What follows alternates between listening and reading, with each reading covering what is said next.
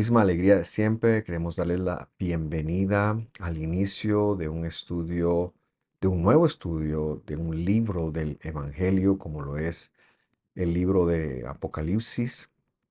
Estamos muy contentos de iniciar en este viaje. Hace algunos años el Señor nos llevó a profundizar en los conceptos hebreos del Testamento de los antiguos y eso nos ha dado una cosmovisión de cómo los primeros discípulos pudieron haber interpretado la escritura y por ende nos facilita un poquito la interpretación de lo que seguramente fue la vida en el primer siglo, el idioma en el primer siglo, y por eso nosotros siempre nos gusta recalcar que aquel que va al texto del Evangelio de Mateo a Apocalipsis exclusivamente pensando en el idioma griego, corre el gran riesgo de entenderlo desde la filosofía griega, porque no fue un idioma que representaba, y esto lo veremos sobre todo la próxima semana, no era un idioma que representaba los conceptos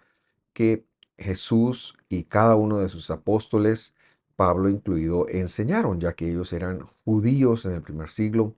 Y bueno, este estudio, este esfuerzo es algo que queremos trasladarle a ustedes, es algo que ya hemos hecho en algunas cartas que hemos estudiado, como por ejemplo Gálatas, hemos estudiado también el Evangelio de Marcos, hemos estudiado Hebreos, y hoy queremos lanzarnos a estudiar este libro tan maravilloso, pero que representa varios retos, el Apocalipsis me refiero, pero que pensamos que ya es tiempo de abordarlo, perdón, desde un lenguaje dentro de su contexto, entendiendo su mensaje, como fue comunicado a las personas que lo recibieron, y no pensando únicamente en que todo tiene que ver con eventos a futuro, porque como se verá en el desarrollo del mismo, bastante de ellos tienen que ver en el pasado.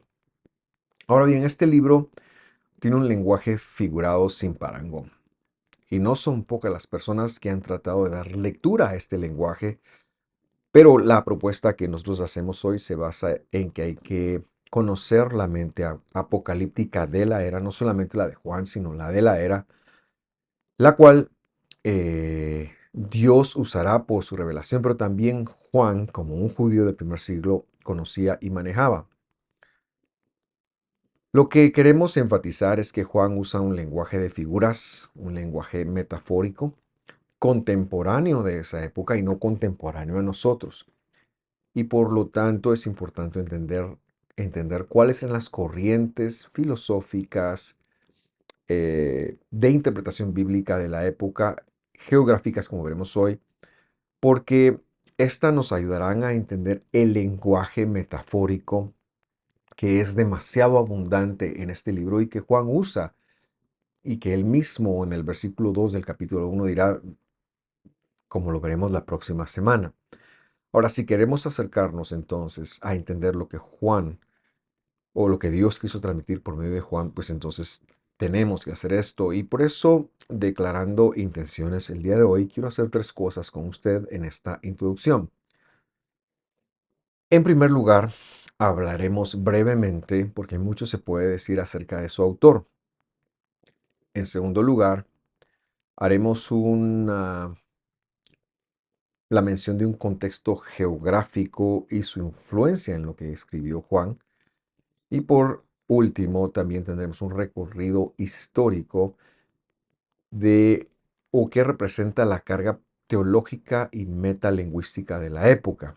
La palabra metalingüística se refiere a los términos técnicos que se usaban, por ejemplo, para poner un ejemplo, a la vuelta del siglo, nosotros usábamos la palabra la unción para hablar del poder de Dios. Este era un término propiamente, yo tengo la unción, tú tienes la unción, cantábamos un coro, la tengo, gloria a Dios porque la tengo, la unción está sobre mí. Bueno, eso no se entendía así hace 500 años, no se entendía así hace 1000 años, y lo que queremos hacer nosotros es entonces recalcar, perdón, cuál es este lenguaje teológico de la época y cómo ha de entenderse. Empezamos entonces con el autor. Juan, el discípulo amado, el discípulo joven, el que se recostaba en el pecho de Jesús, el que también ha escrito un evangelio, el cuarto evangelio, y que también tiene tres cartas, probablemente una persona teológicamente muy conocedora por probablemente ser de un origen levítico. La evidencia interna de este libro señala a él y solo a él como el autor exclusivo. Digo esto, enfatizo esto, porque en la teología moderna, lo que se conoce la teología moderna es de los últimos 2 siglos, han surgido en la modernidad muchos teólogos liberales que están cuestionando la autoría de Juan de este libro. Pero mientras la evidencia interna así lo señale, y también la evidencia externa que podemos encontrar en muchos escritos de personas en el siglo II que suceden a Juan y que lo señalan como el autor inequívoco de este libro. Me refiero a gente como Ireneo de León, siglo II, Tertuliano, que nació en el siglo I y murió en el siglo II, eh, Papías, que fue discípulo directo de Juan, también lo señala como el autor de Apocalipsis. Y por supuesto Justino Mártir, que muere como un mártir en Roma, un judío que dirigía la congregación de Jesús en Roma. Él también nos habla de que fue Juan el escritor.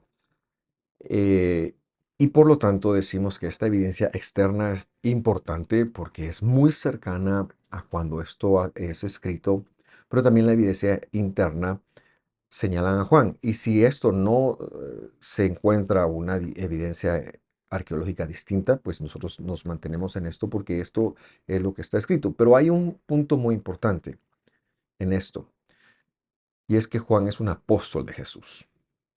Y esto es algo que no tomamos a la ligera. La palabra apóstol en hebreo es la palabra shliach y nada tiene que ver con los representantes o los apóstoles modernos. Los apóstoles o shliachim del siglo I fueron personas que recibieron un poder plenipotenciario, perdón, para representar y para hablar en el nombre de Jesús. Por lo tanto, y esta es precisamente la razón por la cual los escritos de los apóstoles se han quedado como escritos en nuestro canon, en el canon bíblico. ¿Por qué? Porque Jesús mismo les autorizó a ellos a hablar en nombre de él. Eso es lo que significa ser un apóstol de Jesús. Así que Juan lo era, y también se sabe por la evidencia interna de esta carta y por la evidencia externa de muchos otros testigos, muchos de los cuales ya mencionamos, que Juan fue el último de los 12 apóstoles de Jesús en morir. Dos cosas más que quisiéramos tener en cuenta con respecto a la autoría de este escrito. En primer lugar, Juan era un judío nacido en lo que se conoce hoy en día como Israel, es decir, en el país del Medio Oriente. No sabemos si en Galilea, no sabemos si en Judá, probablemente de una familia levítica. Y esta es precisamente la razón por la cual él entiende cuando se habla de la tumba del Mesías el día de la resurrección, que él no debe de ir para no inhabilitarse, y por eso se queda a la entrada de la tumba. Y Pedro, que no era tan versado, corriendo a este momento, sí entra y confirma que no hay alguien ahí, y es entonces cuando ya Juan se anima a bajar. Entonces vemos a Juan también con conexiones con los sacerdotes de la época, y por eso tiene la capacidad de pedir que también Pedro entre al juicio de Jesús, o por lo menos al patio. También ha vivido en el exilio, está exiliado en la isla de Patmos, que también mencionaremos un poquito al respecto de la localidad geográfica. Así que él, en sus últimos años de vida, escribe esta revelación, esta develación de los misterios del Señor Jesús. Un segundo dato que también quiero señalar con usted el día de hoy es que este libro está dirigido a las 7 iglesias, a las 7 iglesias. Estamos hablando de la última década del primer siglo.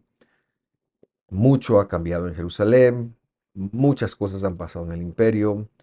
El emperador Domiciano está persiguiendo activamente a la iglesia, está persiguiendo a todo aquello que suene a Yehoshua, a Jesús, porque lo ve como un problema de sedición al imperio. De hecho, en, cercano al año 90, 91, se da cuenta que un par de sus familiares se han convertido a esta creencia y asesina a sus familiares y a sus hijos, los da en adopción a otras personas del imperio. Domitila, el nombre de esta mártir, que curiosamente están en los cánones de los mártires del judaísmo, pero también del cristianismo, porque mueren creyendo en un Mesías judío. Y esto es un dato que inquieta. Así que hay mucha persecución y al parecer, ya en la última década, la fuerza, como luego se registrará en la historia, mucha de la fuerza de esta naciente convicción, este camino, la iglesia, como se le conoce, la congregación de Jesús, la fuerza ya está en lo que se conocía en ese entonces como Asia Menor, la Turquía de hoy, que es donde se encuentran estas 7 iglesias, y es a ellas a quienes él les escribe, porque éstas representan una fuerza importante para lo que Dios está tratando de hacer. Ya vemos acá que Jerusalén ya no es tan importante, pero que tampoco Roma ha llegado a cobrar la importancia que siglos después sí cobrará por ser la capital del imperio, distinto a como se lo quiere mostrar hoy en día, que de una vez empezó a ser la iglesia más importante. Eh, Estas congregaciones, como lo veremos también, estaban compuestas en su gran mayoría de judíos mesiánicos.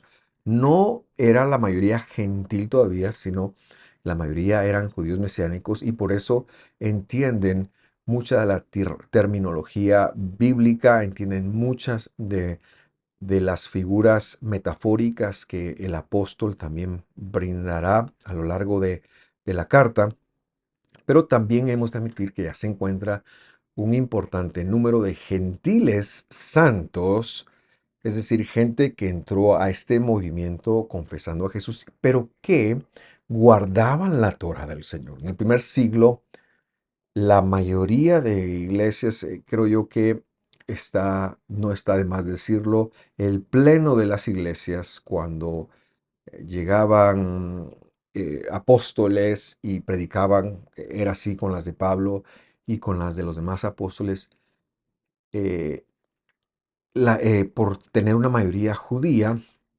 se guardaba la ley del Señor, se guardaba la Torah del Señor. Así que este es un modelo de una congregación que nosotros aspiramos a hacer porque es 100% bíblica. Esto empieza a cambiar lamentablemente en el siglo II, pero no es nuestro tema. Sin embargo, sí es importante que recalquemos que cuando Juan escribe a estas iglesias en donde ya hay un componente gentil importante, ese componente gentil era 100% bíblico. Es decir, se reunía en Shabbat, es decir, guardaba la dieta bíblica, es decir, ellos guardaban las citas del Señor, etcétera, etcétera. Y esto es importante. Vamos entonces ahora al concepto o al contexto geográfico y ya verá usted por qué es importante. La isla de Patmos está localizada o ubicada, perdón, en el mar Egeo y es una isla griega. Lo era en este momento histórico y lo sigue siendo incluso el día de hoy, a pesar de que está muy cerca de la costa de lo que es Turquía. Entonces, cobra importancia porque Juan está en un exilio allí De hecho, es parte del turismo que se hace a esta iglesia y tiene una fácil proyección a las 7 iglesias que están fuera de la costa, ya en el Asia Menor. Ahora, esta isla es importante porque está relativamente cerca a otra isla que se conoce como la isla de Kos, famosa en ese tiempo porque ellos reclamaban para la isla de Kos ser los descubridores del culto a Leto. Pero aquí ya no estamos hablando de una comunidad creyente, una influencia judía, sino estamos hablando del lado completamente no creyente, es decir, del lado griego. Los griegos no recibían revelación de sus dioses. La filosofía de ellos la manejaban al revés, es decir, ellos tenían la capacidad de descubrir a sus dioses y de asimilar y de interpretar lo que hacían. Y aquí viene un movimiento a afectar esta creencia que era la gran mayoría del Imperio Romano, que este movimiento me refiero a la iglesia del Mesías, a la iglesia de Jesús. Este movimiento creía que Dios se había revelado, que Dios había venido, que Dios había tomado forma de hombre, que Dios había dado su vida y que había resucitado. Pero volviendo a la creencia de la isla de Kos, algo que seguramente impactaba e influía demasiado en las 7 iglesias era el culto a Leto. ¿Quién es este Leto? O esta Leto, perdón. Leto era hija de 2 titanes. En la filosofía griega, los titanes eran una especie de hijos de una deidad del cielo, Urano, con una deidad de la tierra, es decir, Gea. En este sentido, Leto, esta titán o culto idolátrico, deidad femenina, hemos de decir que relacionada, porque estoy hablando del siglo sexto antes del Mesías, pero que por supuesto influía grandemente. Era reconocida en otros lugares como Artemisa, como Diana, y aquí ya estoy mencionando nombres muy, muy comunes para los que han leído la Biblia. Estas deidades eran unas deidades femeninas y controlaban desde esa perspectiva y eran deidades muy, muy localistas. Esta Leto entonces era hija en este sentido de un hermano Titán con una hermana Titán. Pero a esta Leto le busca a Zeus, todo esto es filosofía, pero tiene su narrativa a Kos y tiene una gran influencia entonces en las ciudades donde se encuentran las 7 iglesias. Zeus, el dios principal del panteón griego, le busca para embarazarla y finalmente después de mucho esfuerzo y de muchas búsquedas, todo esto es narrativa humana por supuesto, ella logra hacerlo y esta Leto le da a Zeus a luz a Apolos y Artemisa. Y ahí vemos de dónde viene entonces este tema de la deidad femenina, muy famosa en el Asia Menor. Pero este Zeus, luego de embarazarla, no quería que nacieran las criaturas y entonces envía detrás de ellas una especie de dragón o bestia. Y esto se asemeja mucho a lo que Juan luego, y esto lo revisaremos cuando llegue a su tiempo, pero lo menciono como una coincidencia y ya va a ver por qué lo menciono. Capítulo 12 de Juan, vemos una historia en donde una bestia va detrás de una mujer y el embarazo. Lenguaje muy común en el Apocalipsis de Juan, que cita varios eventos con nombres de bestias conocidas, que se asemeja mucho a lo que está pasando en otras religiones. Ahora, Juan lo está haciendo en primer lugar para hablar de un orden y para traer una honra al Mesías, pero él está hablando de eventos que pueden parecerse a algo de la filosofía griega.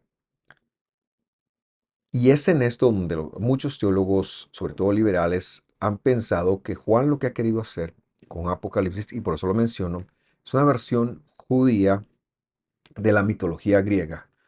De esto ha sido acusado Juan tanto desde el lado griego como es desde el lado judío que no cree en el Mesías. Por supuesto, todo ello en detrimento del Evangelio.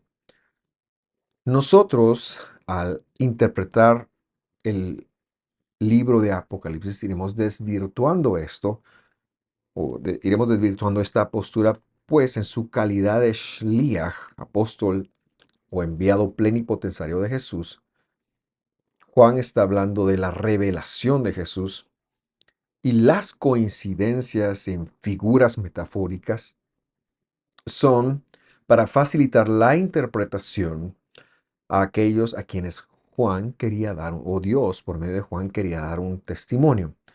Quiero mencionar un par de ejemplos para que quizás viéndolo así nosotros podamos conectar un poquito mejor lo que estamos tratando de decir. La serpiente. En el mundo antiguo, la serpiente era vista como una señal de fertilidad. Esto era porque los ríos tenían la forma de una serpiente y a ellos se los asociaba con la vida. A la par de un río se podía cosechar. El río mismo traía peces que servían para alimentar a las civilizaciones más antiguas. Y entonces como el río serpenteaba, como el río tenía forma de serpiente, se asoció a la serpiente como una señal de la fertilidad. De hecho, me parece muy curioso que hasta el día de hoy el símbolo de la medicina tiene a dos serpientes en él, dando a entender la sabiduría. Y aunque esto es algo romano, ya un poquito después de la filosofía griega, no se ejemplifica cómo se lo veía en ese entonces, ¿verdad? Pero en la Biblia, la serpiente se le ha asociado con el mal. Y aquí viene la Biblia entonces para que, aunque menciona la serpiente, aunque menciona el dragón, que para estos helénicos o no creyentes en Jesús era una señal de fertilidad, la Biblia está mencionándola, pero ahora le va a dar una posición del mal, del maligno. Y lo que estamos entonces confirmando es que esto sirve para irle aclarando a aquel no creyente en Jesús que abra sus ojos a la verdad del Evangelio y cómo lo que él cree está errado. Pero no porque Juan esté en manera alguna queriendo helenizar un conocimiento judío o bien mesiánico. El segundo ejemplo que le quiero dar es el mar. En la escritura vemos, incluso desde Génesis capítulo 1, a Dios gobernando, separando e influyendo sobre el mar. Es decir, Él es el que lo separa, lo crea, lo maneja como a Él le place. Y en Éxodo capítulo 14 vemos a Dios partiendo el mar. El mar entonces es parte de la creación de Dios y siendo Dios el que le da orden al mar. Pero para muchas de las religiones del mundo antiguo, perdón, era una señal del mal, porque se lo asociaba con las tormentas que los marineros tenían que enfrentar. Esta asociación es la que Juan pareciera utilizar cuando dice que del mar salían las bestias. Vemos que las bestias representarán lo opuesto a Dios, la serpiente opuesta a Dios, pero que viene saliendo del mar, que es una señal del mal. Y entonces señalamos que Juan, que conocía las desviaciones filosóficas y por supuesto Dios, traerá un orden, traerá un orden. Pero sin embargo, este lenguaje que es metafórico, muy metafórico, y que se parece mucho al de ellos, podrían algunos, y bueno, de hecho ha ocurrido en los últimos 200 años, asociarlo a una imaginación humana. Pero señalamos, Juan no está hablando desde su sabiduría, desde su conocimiento, sino que está viviendo una revelación de Jesús, pero que contiene mucho, mucho lenguaje metafórico. Y esto es necesario que lo conozcamos a la hora de interpretar Apocalipsis. Lo que nos lleva entonces a nuestra tercer objetivo de esta clase. Vamos a revisar un poquito y a grandes rasgos el contexto histórico para entender su lenguaje metafórico. Y empezamos en el año 586. En el año 586, el ejército babilonio del rey Nabucodonosor entra en Jerusalén, destruye el templo y lleva al exilio a los judíos que todavía vivían allí. El último de los bastiones bíblicos que todavía estaba en la tierra de Israel y que Dios ha decidido preservar en función de que su simiente tenía que venir por allí 6 siglos después. 70 años después, los judíos que están en Babilonia, progresivamente, porque no fue una migración de romplón, empiezan a regresar ya esto por mandato del rey Ciro bajo el imperio medo-persa. Vienen con una identidad en la escritura, pero también ya habiendo olvidado o perdido el idioma bíblico, vienen con un idioma distinto y con la necesidad de reinterpretar las escrituras. Empiezan a aparecer no pocas, sino que muchas traducciones del hebreo al arameo que habla el ciudadano común, que son conocidas como Targum en singular, pero como fueron muchas y son plurales, los Targumim. Estas traducciones tenían una característica que hemos mencionado en otros estudios. Eran traducciones muy interpretativas, es decir, no solamente se traducía la palabra, sino se explicaban muchos de sus significados. En este momento histórico se cierra el canon de lo que se conoce como el Testamento de los Antiguos en el siglo IV con los escritos canónicos de Esther y Malaquías. Y estamos ya en el siglo IV. Sé que hay muchos eventos, pero mi interés es llegar a la influencia que esto tuvo en la literatura apocalíptica, especialmente en el caso que nos compete. Luego, en este siglo también vemos cómo empiezan a surgir un imperio en Grecia y cómo se dan las guerras médicas y surge Alejandro Magno, quien en el año 335 más o menos empieza su conquista y 10, 12 años después, milagrosamente y por medio de las guerras médicas ha conquistado todo el mundo conocido. De hecho, su imperio llega hasta la India. Pero a la edad de 33 años, en el 323 antes del Mesías, él muere. Ahora, Alejandro Magno es importante en la vida judía que ha vuelto del exilio y que está reinventándose, que tiene templo, que está viendo cómo vuelve a ser libre, que no lo es. Él tiene una relación de amistad para con los judíos. De hecho, se narran dentro del- de las tradiciones judías, se lo narra a él entrevistándose con el sumo sacerdote de esa época, siendo muy amigables y casi que extendiendo un pacto de no agresión en su desplegarse hacia el oriente en estas conquistas ya antes mencionadas, respetando la autonomía de ellos, especialmente que han adquirido del dominio persa. Pero a su muerte en el 323, y esto es muy importante, y ha sido todo escrito en el libro de Daniel, su imperio se divide en cuatro partes.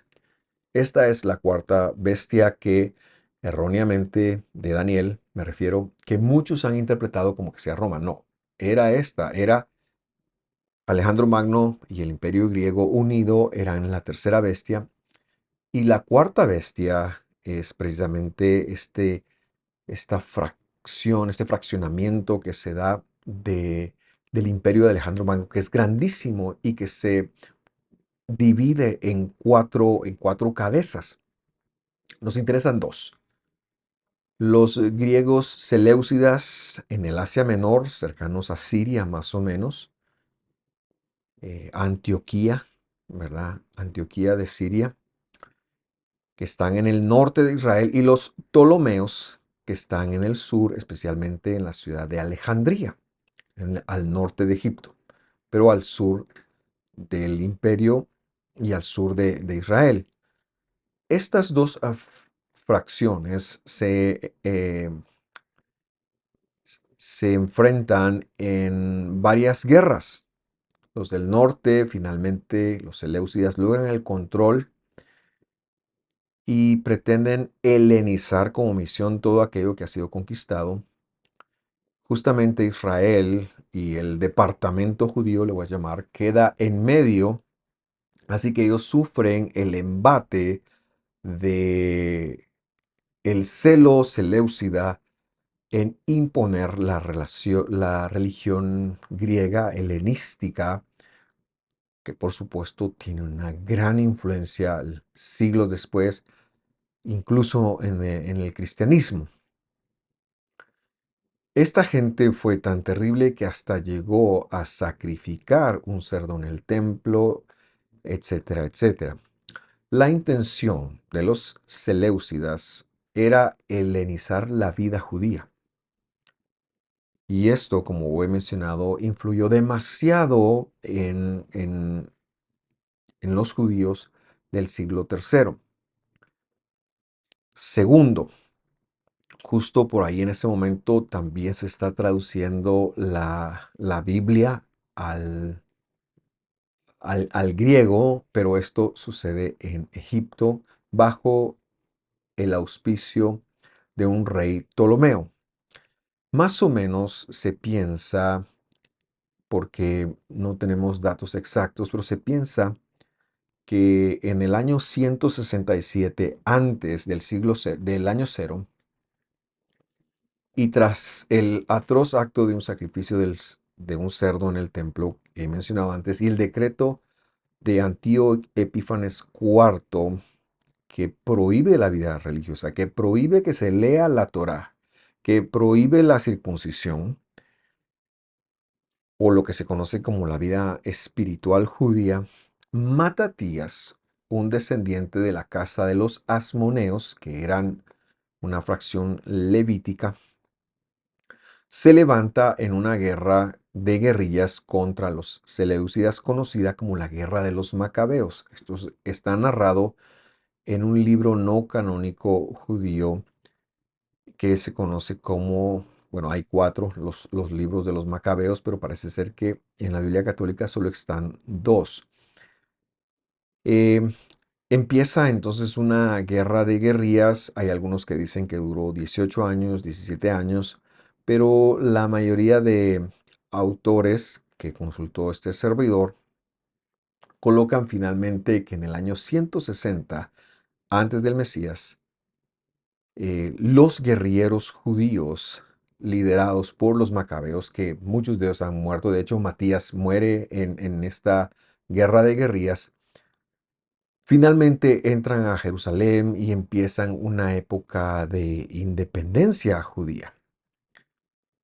Este evento está marcado porque ocurre cerca de lo que es el finales de noviembre, principios de noviembre, dependiendo del año, si es bisiesto o no, me refiero al año bíblico. Ellos llegan y encuentran que el templo no tiene más que aceite suficiente para hacer arder las luces un día, y hay un milagro que Dios les da durante 8 días aceite para, en lo que se procesa más aceite puro. para hacer arder la luz en el fuego del templo. Esta fiesta se conoce como Hanukkah y se celebra incluso hasta el día de hoy. Pero esto también desata un problema. Ya estamos en el siglo II antes de Jesús y esto desata un problema que es importante conocerlo porque tiene un efecto directo en la apocalíptica que queremos hablar. Los asmoneos, ya mencioné, eran una de las 24 casas levíticas, pero no eran descendientes directos de Aarón, que eran, bíblicamente hablando, los únicos que podían liderar el templo. Pero tampoco eran descendientes de David, eran descendientes de Leví. Y empiezan los problemas entre los políticos y los religiosos en esta época. Hay una persecución de varias formas, porque hay mucho desacuerdo, hay muchos levitas diciéndole a los asmoneos, ¿saben qué? Ustedes no pueden ser reyes y tampoco pueden ser sacerdotes, no pueden ser sumos sacerdotes, no saben qué hacer. Se piensa que Junio cuarto, perdón, que fue el último descendiente conocido de Aarón, murió más o menos en el siglo III antes de Jesús. Entonces hay un gran problema para la vida religiosa judía y existe la necesidad de una reforma, de un nuevo entendimiento, pero esto se da dentro de problemas políticos que generan muchas persecuciones, muchas matanzas de levitas, muchos problemas y que llevan casi al movimiento judío independiente a una guerra civil. Pero muchos de los levitas, muchas de las casas sacerdotales, e insisto, habían 24, por eso es que cuando vemos en el Evangelio a Zacarías, Zechariah, el padre de Juan el Bautista, él pertenecía a una de estas casas y ya son las casas levíticas las que tienen una cierta administración del templo. Esto cambiará y ya para tiempos de Jesús, ya esto es un negocio que los romanos han entregado al mejor postor. Digo todo esto para que tengamos un contexto. Pero volviendo al siglo II y a esta inestabilidad y problemas y pelea de poder, em, muchos de los levitas abandonan Jerusalén. Algunos se van a Egipto, incluso desafiando una instrucción bíblica a la ciudad de Leontópolis, en donde se construye un templo emulando al de Jerusalén, por pensar que los que ahora están allí no tienen el derecho a estarlo. Sin embargo, y este es el punto más importante de esta reflexión histórica, muchos de ellos se van al desierto al sur de Jerusalén, a lo que se conoce hoy como la comunidad del Qumran, y allí es que nace la comunidad que se conoce como los esenios. Esta comunidad empieza entonces a formarse en el siglo II antes del Mesías y empiezan a tener una vida, aislada al resto de Israel.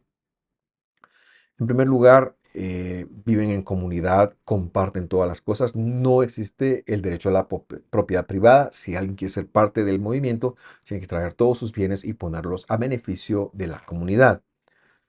En segundo lugar, son ascetas, llevan una vida muy recatada y ellos trabajan para comer el fruto de sus manos. En tercer lugar, ellos son los creadores del bautismo. Por eso muchos piensan que Juan tuvo mucha exposición al movimiento escénico o de los esenios y se le asocia como un esenio. De hecho, eh, algunos dicen que Juan el Bautista quiere decir Juan el Esenio, porque estas personas se bautizaban casi, tenían baños rituales en los cuales se sumergían, perdón, hacían inmersiones todos los días para purificarse, tomado de la escritura, pero llevado a un extremo un tanto difícil. Y recordar que sus fundadores y las personas que habían dado origen a esto, pues eran sacerdotes o levitas, más bien muy estudiosos de la razón de la escritura. Pero la razón por la cual los esenios son más conocidos que cualquier otra razón era por la fuerte inclinación apocalíptica que ellos tienen. Y todo esto se ha comprobado especialmente cuando se descubre la biblioteca de Qumran en la década de los 40 allá en Israel. Y bueno, todo esto ha sido un descubrimiento maravilloso y se conecta entonces que muchas de las cosas que nosotros creemos pues son verdad, de cómo se movía el templo, y mucha de la información que ahora estoy dando es precisamente mucho más relevante por lo que se encontró en ese momento. Esta gente sale en Israel como el primer movimiento judío apocalíptico, con muchísima literatura apocalíptica, con muchos términos que Juan usará en el libro que queremos estudiar, Apocalipsis, y que estos conceptos se pueden entender únicamente si nosotros conocemos quiénes eran los esenios. Ahora bien, esta gente son los primeros entonces a partir de libros como Daniel, especialmente Daniel. Daniel sabemos que tiene un alto contenido apocalíptico, revelador del futuro, y por supuesto Ezequiel. Ese es el legado que ellos tienen. Los esenios vienen, toman estos eventos apocalípticos del libro de Daniel y empiezan a darles una nueva dimensión en muchos de sus escritos. Sucedía para ellos que, decían ellos, un ángel vino y me reveló tal o cual cosa. La diferencia con los creyentes en el Mesías es que para ellos el Mesías iba a ser una especie de maestro también guerrero, y los iba a libertar del yugo romano y del yugo griego. Eh, pero ellos no miraban la vida posible, la vida eh, como se la veía en Israel, es decir, como volviendo al templo y volviendo a tener una vida normal. Ahora, a partir de este exégesis que ellos empiezan a hacer, se empiezan a dar muchos términos que será importante que nosotros sepamos. No vamos a mencionarlos hoy, no se preocupe. Esto iremos haciendo mención de ellos cuando los encontremos en Apocalipsis, pero es importante mencionar que la biblioteca que ellos manejaban, sus escritos eran originales en hebreo bíblico, en primer lugar, y esto es un dato muy importante porque ha ayudado a preservar, ha ayudado a conectar qué lecturas pueden también dársele a la escritura, y también en arameo. No hay escritos esenios en griego. Y esto es valioso porque ayuda y facilita la comprensión sin pasar por la cultura griega. Vamos a mencionar algunos libros de estos, y el primero que queremos mencionar es el libro de Hanoch o libro de Enoch, se lo conoce hoy en día. Muchas personas van y leen y piensan, bueno, Enoch, este es un libro incluso antes de Abraham. No es así. No es así. Este libro de Enoch es el más antiguo, pero es del siglo segundo antes del Mesías. Lo que pasa es que ellos venían, tomaban alguna persona conocida y nombraban su libro detrás de esa persona con la esperanza de que esto les abría las puertas ante más personas para que su literatura fuera leída. Pero volviendo al libro de Enoch, este es el más antiguo y se escribe más o menos en un periodo de 50 años. Y nos habla, tiene 4 secciones, y nos habla, por ejemplo, una sección de los vigilantes, que son los ángeles que han caído y que dan una mala lectura al capítulo 6 de Génesis. Otra sección pues trata de asuntos astronómicos que tienen que ver con la lectura de los tiempos. Pero hay una sección muy interesante, tanto la sección de los ángeles caídos como la sección de las bestias, es la tercera sección, son muy interesantes porque nos proporcionan un lenguaje muy similar al que Juan va a utilizar en Apocalipsis. Nos proporcionan de un metalenguaje. ¿Qué es lo que ha de entenderse? Quiero darle 2 ejemplos.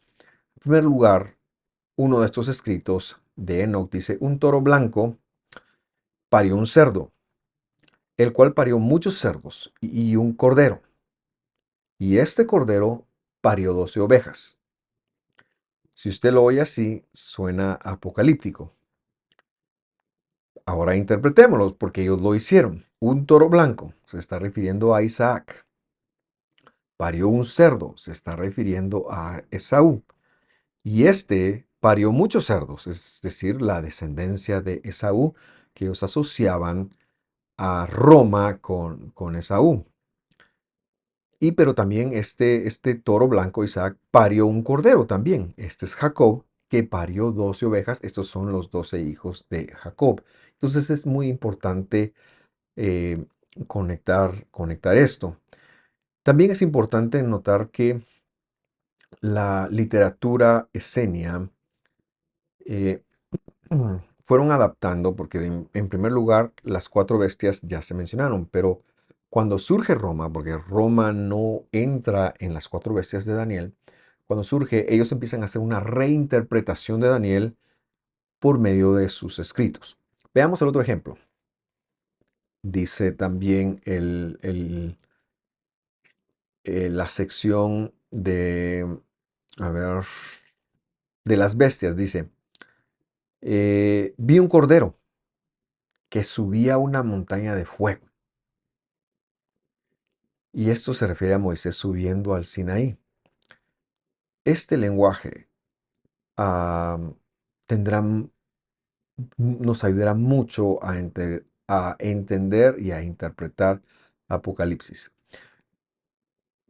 El libro de Enoch no tiene más de 2200 años, es decir, solo antecede a Jesús por 200 años. Por lo tanto, no tiene una validez para que se lo considere como que fue Enoch el que lo escribió, sino era la costumbre de nombrar esto por personas con una reputación distinta para dar credibilidad.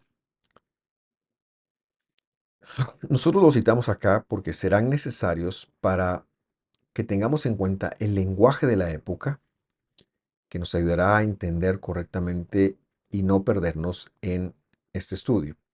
Mencionamos otros escritos esenios ya con el deseo de ir aterrizando la enseñanza de hoy. En primer lugar, el apócrifo de Jeremías, este ya se menciona el Mesías, pseudo Ezequiel, que es una mezcla de Ezequiel con Daniel, que actualiza Roma como una bestia, el rollo de las guerras, los hijos de la luz contra las tinieblas, este es un lenguaje que ya se usa en el Evangelio, pero que ellos lo han manejado como esenios contra fariseos. El Pesher o la reinterpretación de Habacuc, Pesher de Habacuc, y el libro de los jubileos, que es el más conocido. Este libro relata la Biblia, es decir, la Torah, desde Génesis hasta Éxodo 20, en porciones de 50 años. Por eso se conoce como el libro de los jubileos. Y ellos son los primeros, importantes saberlo, que hablan de semanas, las semanas de Daniel, como jubileos. Y bueno, luego hay otros también de menor importancia. Sin embargo, y ya para aterrizar, decimos que la mayor diferencia de estos libros con el Apocalipsis de Juan es que siempre muestran cuando lo hacen, un Mesías humano, militar, mientras que Juan en Apocalipsis nos va a mostrar un Mesías divino como líder de Israel. Ellos creían, me refiero a los esenios, esto no los fariseos, los esenios, que ellos primero verían, perdón, a un Mesías humano que vendría dos veces, o más bien dicho, creían en dos Mesías, uno que vendría primero como un guerrero y luego uno que vendría como un sacerdote, que se asemeja mucho a la función que el Evangelio da a Jesús. Primero vino como siervo, primero vino como sumo sacerdote, como cordero y regresó como sumo sacerdote, pero que un día va a volver como rey. Para cerrar, queremos señalar que el libro más importante para interpretar la visión apocalíptica de Juan Es el libro bíblico de Daniel, ese profeta que vivió en el exilio de Babilonia y de Persa también. Él será la base interpretativa de nuestro estudio de Apocalipsis. La próxima semana ya empezaremos a ver esto y yo le animo a usted para que no se pierda ninguno de estos estudios, para que pueda llevar notas, para que pueda plantear preguntas. De esta forma creceremos todo. Por el momento le agradezco por haber sintonizado y le invito para que nos acompañe semana tras semana en este interesante y emocionante viaje que haremos por el último libro de la Biblia. Que Dios lo bendiga. Nos vemos la próxima semana. Hasta pronto. Estamos muy contentos de que usted nos haya acompañado en este estudio de la palabra del Señor. En Misión de Fe Misco, en el país de Guatemala, en la ciudad de Misco, nos esforzamos por subir una transmisión semanal del Testamento de los Antiguos y también del Evangelio. Y para nosotros su compañía es muy importante. Quisiéramos también invitarles a seguirnos en nuestras redes sociales para que usted pueda ver los mensajes escriturales que estamos colocando en ellas. Estamos en TikTok, Facebook, X o X, antiguo Twitter y por supuesto también en Instagram. Y para terminar, me gustaría sugerirle que si usted desea apoyar esta causa, lo puede hacer compartiendo este video, haciendo algún comentario o suscribiéndose al canal, a nuestro canal, para activar las notificaciones y así cada vez que tengamos un estudio pueda llegarle. Nuevamente, gracias por acompañarnos. Que Dios lo bendiga. Que esté muy bien. Lo esperamos a la próxima.